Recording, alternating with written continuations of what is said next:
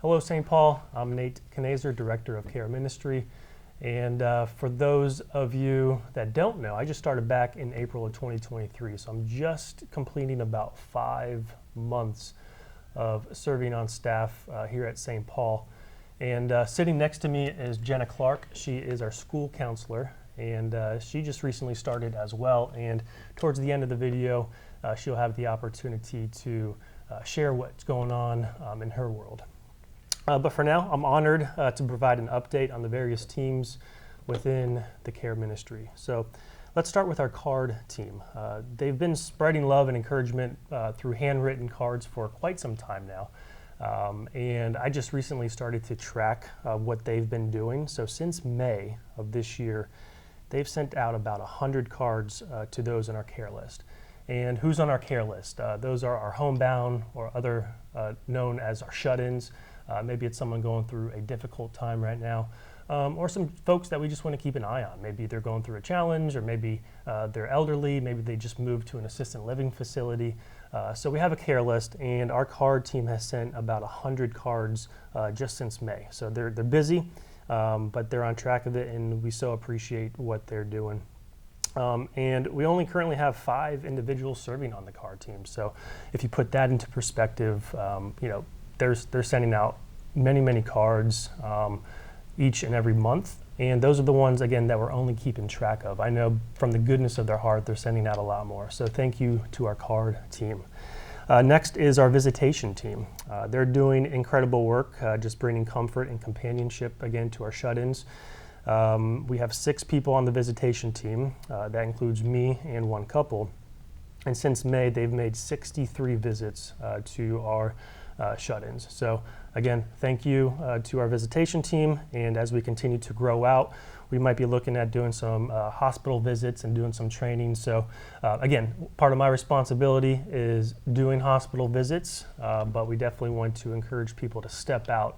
So if that is something that you're interested in doing, not only the hospital visits, but really visiting with folks as well, please ask me, and we can go from there.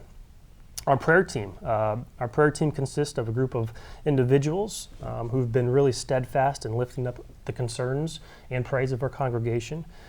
They prayed for countless needs, provided spiritual support, and really just lifting up prayers to not only the request that we receive, but just in the church and the community at large.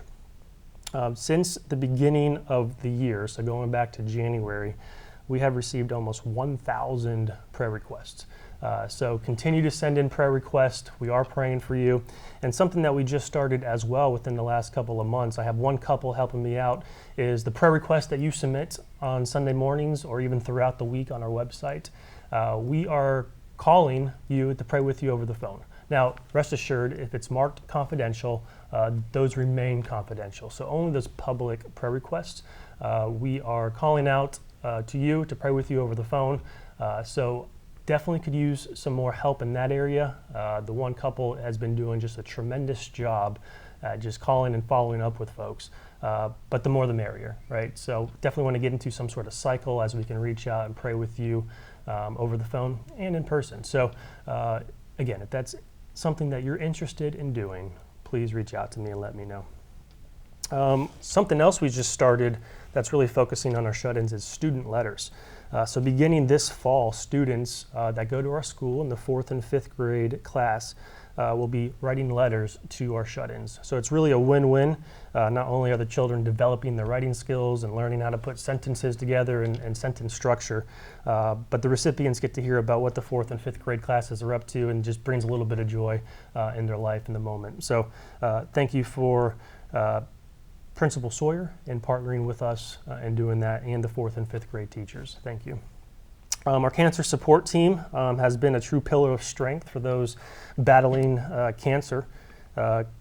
Currently, they're sending out cards of encouragement and praying on the list. And since April, so only again a couple months here, they've sent out 270 cards to our list of patients. So we are in discussions for ways to grow this ministry.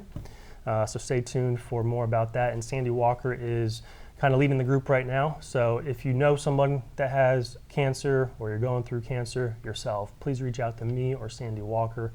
we'll definitely put you on the list so we can continue to pray for you and support you in any way we can. We just completed our summer Grief Share, and Grief Share continues to help individuals cope with losing loved ones, whether it's a family member or a close friend.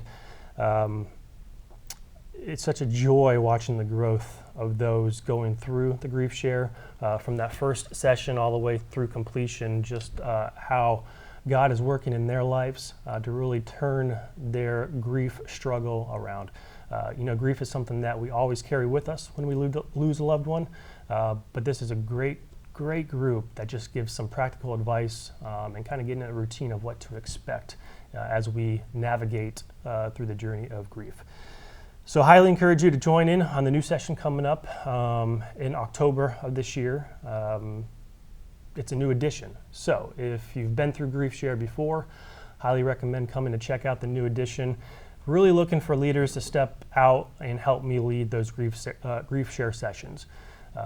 Classes are typically about 8 to 9 people, and we're looking for 2 individuals specifically for that size group to really help with the ins and outs, and maybe putting together some PowerPoint slides, getting there early just to introduce themselves and meet the people and help carry along the conversation. So if that is something that you may be interested in, please let me know. Benevolence ministry. So our benevolence ministry has been a lifeline for those facing financial hardships.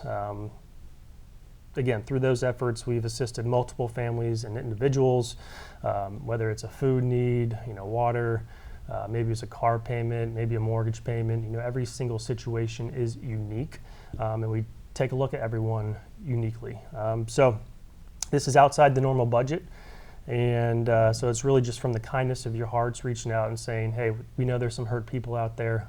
This is just a small token of what we can do to help those in need. So I know Pastor Andy thanks you, the folks that are receiving this love fund, if you will, thanks you. And I most certainly thank you because it is a big need in the community. And, we all go through some troubling times in lives. So thank you for supporting that benevolence fund, which in turn supports a family or an individual going through a hard time. Okay, so Lutheran Counseling Services. St. Paul Church and School, we're actually a satellite campus for Lutheran Counseling Services, and they're based out of Orlando. So our partnership continues to blossom, and they've really been instrumental in providing professional counseling to individuals and families in the Lakeland community. Since January, so year to date, they've conducted almost 100 counseling sessions in person right here on site, and that doesn't even include the ones they do virtually online, like a telehealth.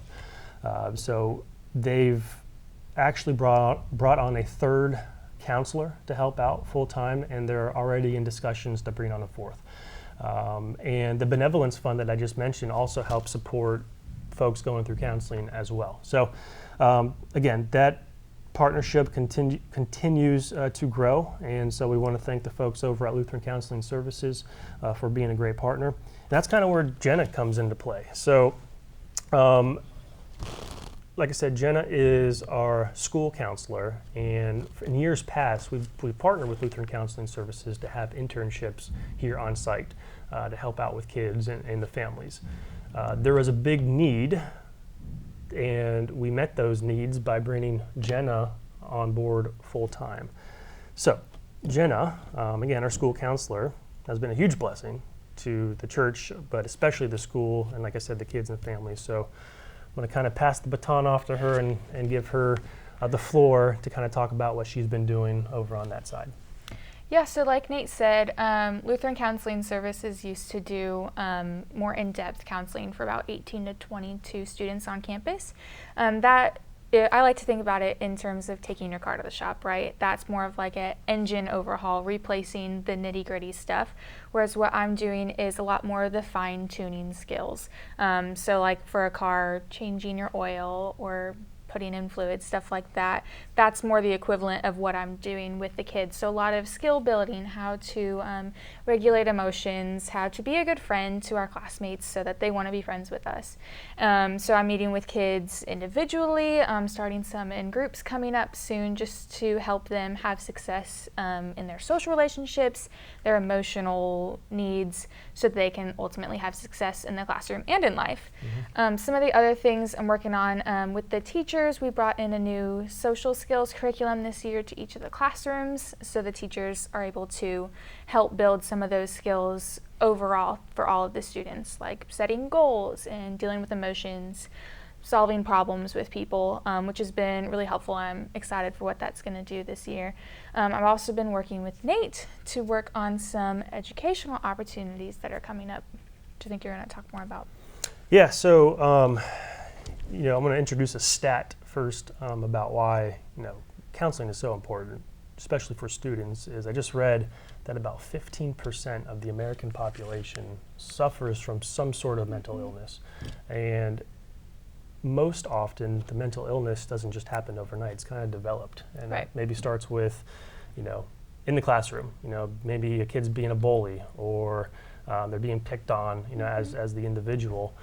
So you really play a vital role in talking that through with the kids, and ultimately preventing mental health, or at least acknowledging what it might be.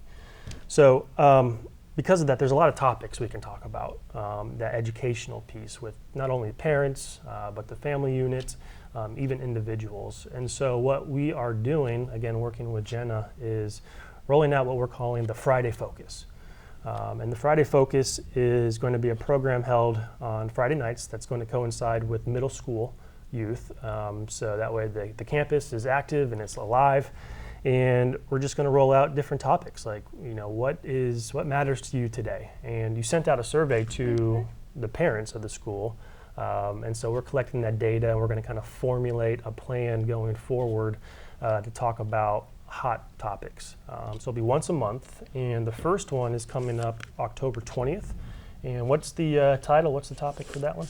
So the title is Communication in the Chaos, how to instill your family's message through family cohesion, because there's so many different worldviews and messages that are being taught to your kids through TV, through social media, and all those things around them.